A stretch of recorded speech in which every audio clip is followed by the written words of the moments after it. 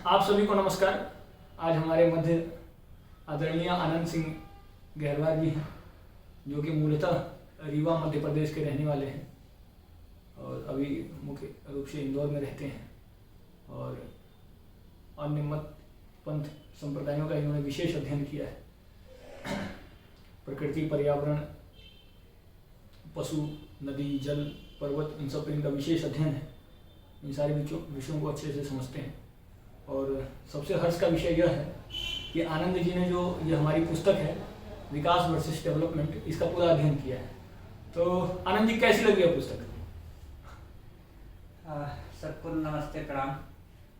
पुस्तक तो अकल्पनीय है, जिस प्रकार की आशा थी आपसे कि आप लिखेंगे उसी प्रकार की पुस्तक है। इसमें कोई दो राय नहीं है। और इसमें जो आपने विकास वर्सेस डेवलपमेंट डाला हुआ है, इसमें जो हमारे अध्ययन के अनुसार विकास और ये जो डेवलपमेंट आपने जो शब्दावली का प्रयोग किया, ये बहुत अच्छा है। इसका मतलब मूल भाव ये जाता है कि भारतीय संस्कृति के जो शब्द हैं वो अनुवादित नहीं किए जा सकते सर्वत्र। और डेवलपमेंट जो आपने शब्द दिया, जो वर्तमान विकास चल रहा है, जो कि क्या नाम है, पूर्व के जितने भी शासन तंत्र हैं लेके अभी तक जो भी विकास चल रहा है, जिनके नाम पे शहरीकरण या पाश्चात्य संस्कृति को हम पर उड़ेला जा रहा है, ठीक है, तो उस अनुसार क्या नाम है, ये डेवलपमेंट उसको कहा जाएगा। कारण ये है कि जो विकास है संजीव भैया, कारण ये है कि जो विकास है वो भारतीय संस्कृति का शब्द है, हिंदी है, और वो प्रकृति से संतुलित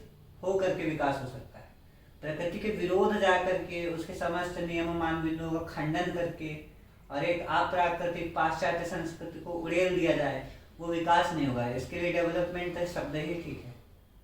अनुवादित नहीं करें हम अपनी संस्कृति की शब्दावली को तो बहुत उचित होगा।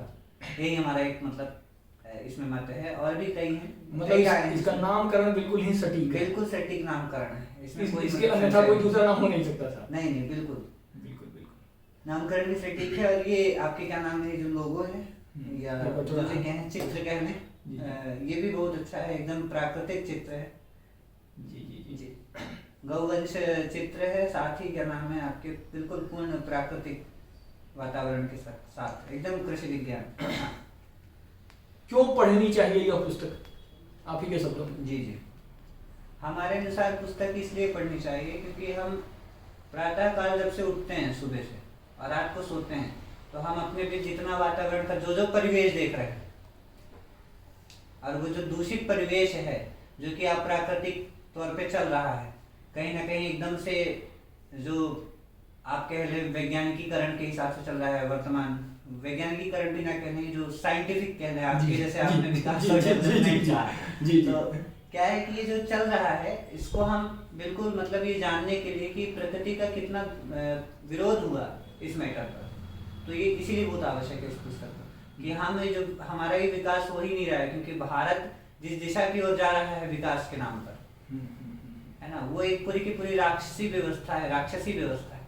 उसमें समाज का, हिंदुओं का ही मात्र नहीं, मानव जाति का, भारत में जो भी मानव रहते हैं, मनुष्य जाति का शोषण हो रहा है, कल्याण नहीं हो रहा है किसी भी प्रकार से। अच्छा, इस पुस्तक में आप समाधान का पक्ष भी देखते हैं? बिल्कुल, समाधान का भी पक्ष देखते हैं। और आपने एक टॉपिक को उभारा है, यह बड़े ही हर्ष का विषय, बड़े ही हर्ष। कुछ विषय जो है, मान लीजिए कुछ जो इंडेक्स आपको बहुत अच्छा लगा हो, इसका सूची बहुत अच्छी लगी, कुछ ऐसा विषय? आपने जो प्रस्तावना और आपने जो मतलब आरंभ में लिखा है, जी। प्रस्तावना के पश्चात जो आपने विकास वर्सेस डेवलपमेंट का परिभाषा किया, वो बड़ा ही मतलब अत्यंत सुंदर था।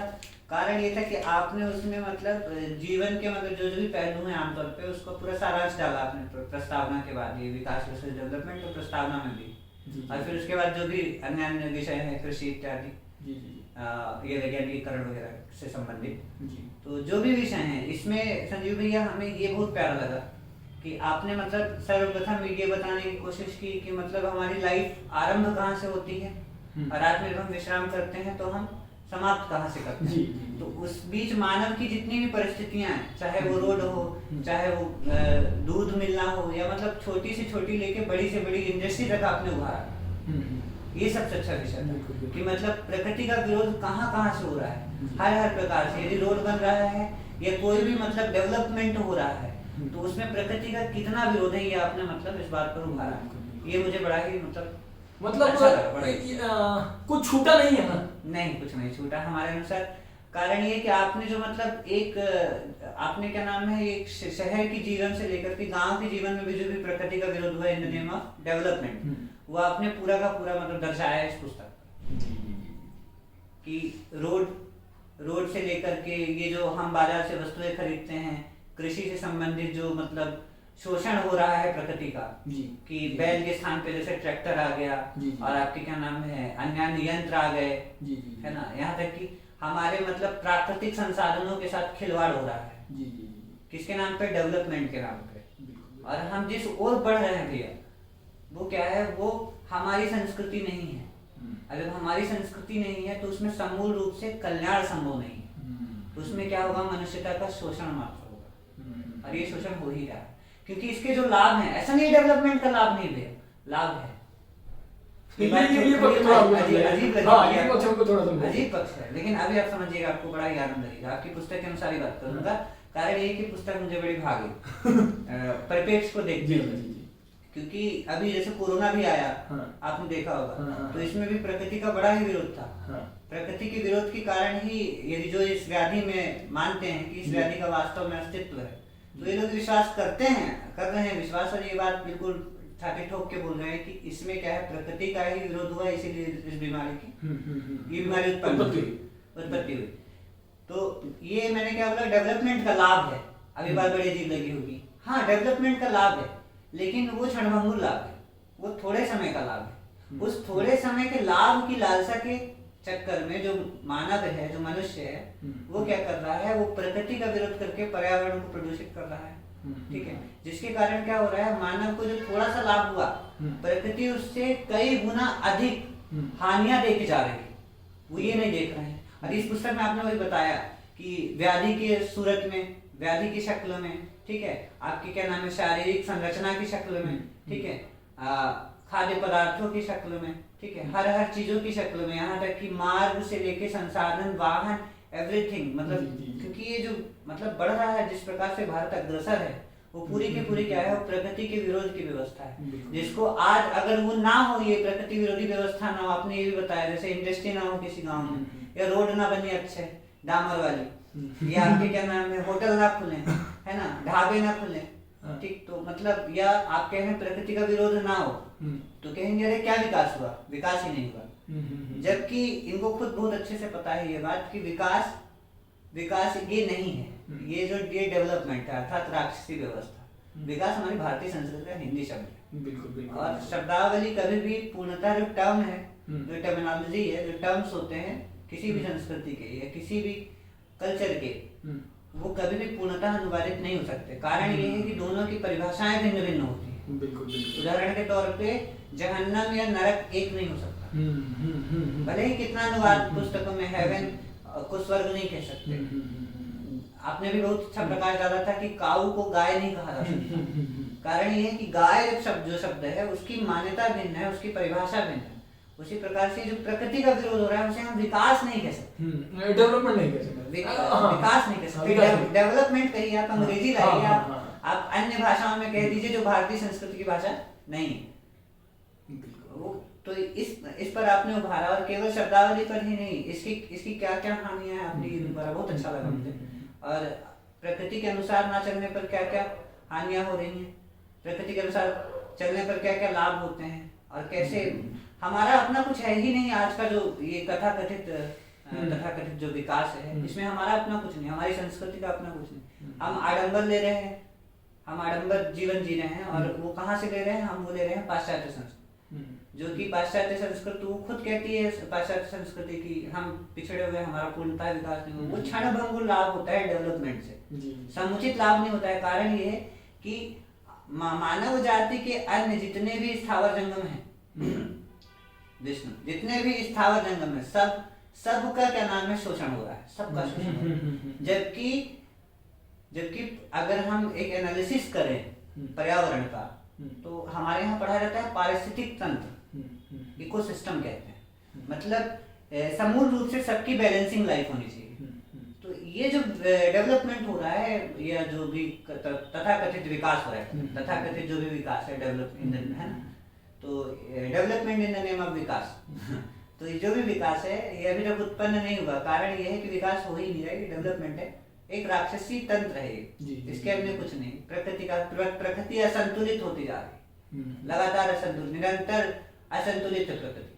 कारण ये है कि हम अत्यधिक उपकरणों पर अत्यधिक आश्रित हो रहे हैं, मानव निर्भर हो रहा है। जहाँ पे मानव को स्वतंत्र होना चाहिए वहां वो स्वच्छंद होकर के निर्भर हो रहा है। ये उपकरण, यह पुस्तक एक मार्ग बनेगी विकास को स्थापित करने में? निसंदेह यह पुस्तक एक समुचित मार्ग है यदि व्यक्ति इसका अध्ययन करे और इसका पालन करे अपने जीवन में, अपने जीवन को अत्यधिक प्राकृतिक करने की कोशिश करे, अपने जीवन को, ये जो मैंने एक शब्द प्रयोग किया था कि स्वच्छंदता से जो निर्भर होता जा रहा है, तो ये स्वतंत्रता से आत्मनिर्भर हो, ठीक है। अन्य मतलब संसाधनों पर जो भी मानव निर्मित कृत्रिम संसाधन है, संसाधन अगर कृत्रिम साधन कह लें, उन पर जो निर्भरता है व्यक्ति की, वो ठीक नहीं, उसको हटा देना चाहिए। तो इस पर ये पुस्तक बहुत बड़ा मार्गदर्शन है। शासन के प्रति आग्रह की कितनी प्रासंगिकता मानते हैं जी? शासन के प्रति जो आग्रह है उसकी कितनी प्रासंगिकता है इस विषय को स्थापित करने में, इस पुस्तक के माध्यम से? हाँ। क्योंकि हम शासन को भी सचेत कर रहे हैं। बिल्कुल बिल्कुल। तो उसकी प्रासंगिकता कितनी? और कोई भी शासन तंत्र हो, हाँ, कोई भी, यदि वो चाहता है कि देश का कल्याण हो, देश कल्याण के मार्ग पे सदा अग्रसर रहे, तो उस शासन तंत्र को ये सदा ध्यान रहना चाहिए कि वो प्रकृति विरोध करके कुछ भी कल्याण अपना नहीं सकता। पर्यावरण का, ये पारिस्थितिक तंत्र का विरोध करके कुछ भी अपना नहीं सकता। और आज यही हो रहा है इन नेम ऑफ डेवलपमेंट। वो क्या है, इससे अर्थ की व्यवस्था वो संतुलित करने के लिए ऐसा कर रहे हैं मूलतः, और भी अन्य कारण है, ठीक है। या आप कह रहे हैं कि एज ए रिप्रेजेंटेशन दूसरे देशों में कि हमारे यहाँ भी कुछ हो रहा है, लेकिन कारण ये है कि वो जो दोहन हो रहा है हर चीज का, जैसे आज बिजली के, सूर्य की किरणों का भी दोहन है, आपने इसमें लिखा भी है, और ये हमारे भी मस्तिष्क में था कि आप ये देखिए आज जल को एकदम लुप्त प्राय कर रहे हैं। भारत में पीने का पानी नहीं है और पानी दे रहे हैं कहाँ? अन्य देशों में बिजली बनाने के लिए दे रहे हैं। तो कारण अब गांवों में जहाँ कहीं एक कुआं होता था और उस कुएं से लगभग कई गांव पानी पीते थे, एक गांव के भी कई इलाके पानी पीते थे। लेकिन आज क्या है, आज हर जगह जो बोरिंग सिस्टम चालू हो गया, तो उसके वजह से पानी क्या हो गया, उसकी प्रचुर मात्रा समाप्त हो गई। तो कारण ही निकलता है कितने फीट नीचे पानी निकलता है, जहाँ पहले ही पानी निकल आया करता था, और वो पानी भी वैसा पानी नहीं है, पॉल्यूटेड वाटर भी मिलता है। तो हर चीज का दोहन हो रहा है, पानी का, बिजली के लिए, सूर्य की किरणों तक का बिजली के लिए दोहन हो रहा है।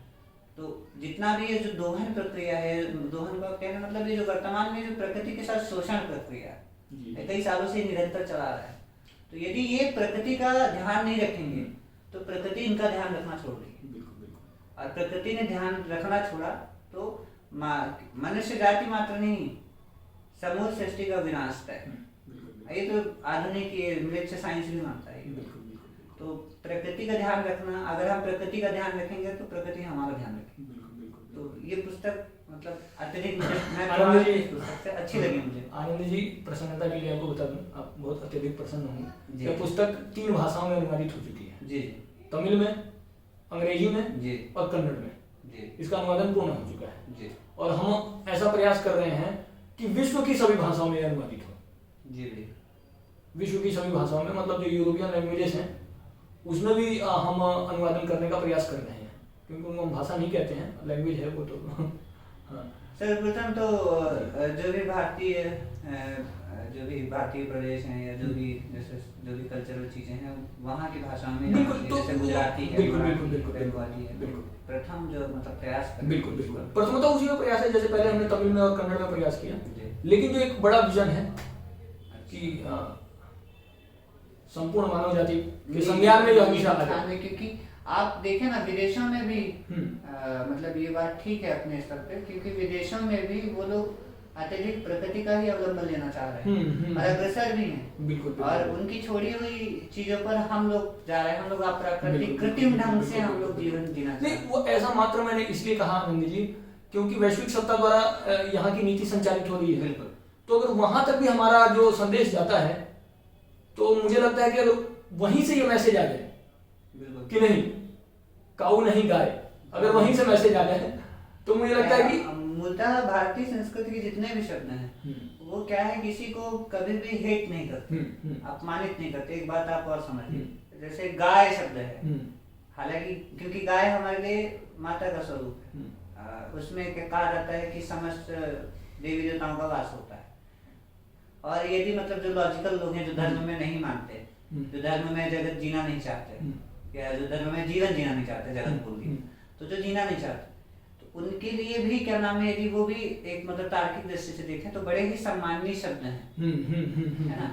और ये सम्मानित शब्द मात्र नहीं, ये पूरे के पूरे अपने टर्म है, इनके पीछे एक पूरा परिभाषा, एक मान्यता, एक विज्ञान छिपा हुआ। बिल्कुल बिल्कुल बिल्कुल। तो वो लोग भी अगर मतलब जो विदेशी लोग भी हैं, या जो वो लोग भी जो प्रकृति की ओर अग्रसर होंगे, तो देखिए बिना सम्मान के आप हर तुच्छ जीव से लेकर के हमारे, हम कहा जाता है मत्स्य अवतार भी इसीलिए हुआ कि राजा ने जो है मत्स्य को तुच्छ समझ लिया था। जी जी जी। जहाँ तक मेरा थोड़ा बहुत अध्ययन है, तो इसी प्रकार से किसी को तुच्छ नहीं समझा जाता हमारे यहाँ। लेकिन अब आप देखिए, जितना भी आधुनिकीकरण होगा, है ना, ट्रैक्टर से खेती होगी, है ना, रोड के वैसे मार्ग बनेंगे, है ना, जहाँ पे जंगली पशुओं की हत्याएं होंगी, और उन पशुओं को भी क्या नाम है, अगर आप शहरों में पा जाएंगे तो उनको आप चिड़ियाघर में डाल देंगे, ठीक है। ऐसी मतलब ये जो अप्राकृतिक कृत्रिम व्यवस्था है, चिड़ियाघर भाई बनाना ही क्यों, बनाना ही क्यों भाई? जंगल और आपके क्या नाम है, ये क्या जंगल पर ऐसा एकात्म क्यों ना नहीं कर रहे हैं जी, ऐसा एकात्म क्यों ना स्थापित हो? बिल्कुल।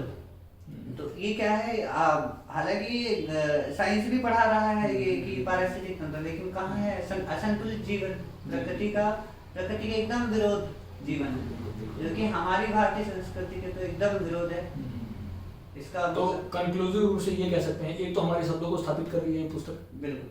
सबसे पहले तो हमारे जो मूल शब्द हैं उनको स्थापित कर रही है, भारतीय संस्कृति का परिप्रेक्ष्य भी, बिल्कुल बिल्कुल।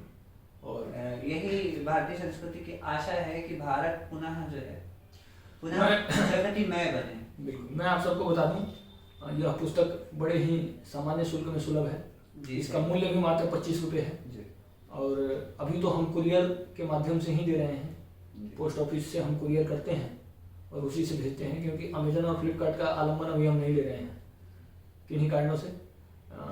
अगर प्रयास करेंगे कि ग्रामोदय फाउंडेशन के माध्यम से, उसकी वेबसाइट के माध्यम से इसको आगे भेजा जाए अन्य जगहों पर। तो आनंद जी बहुत बहुत धन्यवाद। और मैं चाहूँगा कि अंत में हमारे दर्शकों को आप इस पुस्तक के संदर्भ में थोड़ा सा विषय, एक अंत दीजिए। संजीव तिवारी भैया से हमारा पहले भी परिचय रहा है, और इस पुस्तक के परिप्रेक्ष्य में, ये पुस्तक लिखने से पूर्व भी संजीव भैया से मैं इसी तरफ आपकी ओर देख के बात करता हूँ, उसमें ज़्यादा सरलता है, क्योंकि आपका मुस्कुराता चेहरा, क्योंकि पुस्तक के संबंध में बात हो रही है, तो आप एक लेखक हैं इस पुस्तिका, तो इस पुस्तिका के संबंध में आपने इससे पूर्व भी बात की थी कि आनंद जी हम लिखने वाले हैं एक समाज के कल्याण के लिए, पर्यावरण विषय।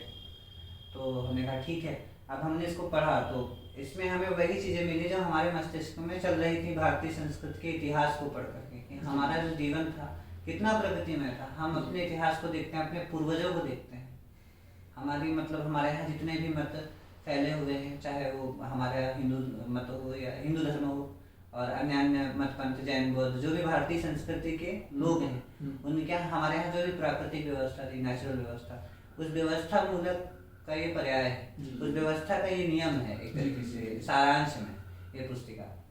और समाज के कल्याण के लिए, समाज को कैसे किस प्रकार से प्रकृति में, ये एक समाज के लिए मतलब कल्याण का मार्ग है आप कह सकते हैं, और अच्छा सामाजिक कार्य था आपका ये पुस्तक, क्योंकि लोग जितना पढ़ेंगे उतना वो अपने जीवन से समझेंगे और वो प्रकृति के मार्ग में चलेंगे। सबसे बड़ी बात, प्रकृति के मार्ग में, प्रकृति के विरोध नहीं करेंगे। कभी भी कल्याण प्रकृति के मान बिंदुओं को नष्ट करके नहीं संभव है, क्योंकि हर एक चीज एक दूसरे पर निर्भर है। मानव भी समूल रूप से प्रकृति पर निर्भर है। तो ये है सारे विषयों के साथ आनंद जी आपका धन्यवाद, और बहुत प्रसन्न हुए हम जी आप आए, आपने इस पुस्तक को पढ़ा, समझा और सबके समक्ष रखा, और आपका भी, आपके कल्याण की अपेक्षा करते हुए मैं अपने विषय को यहीं विराम दूंगा। धन्यवाद।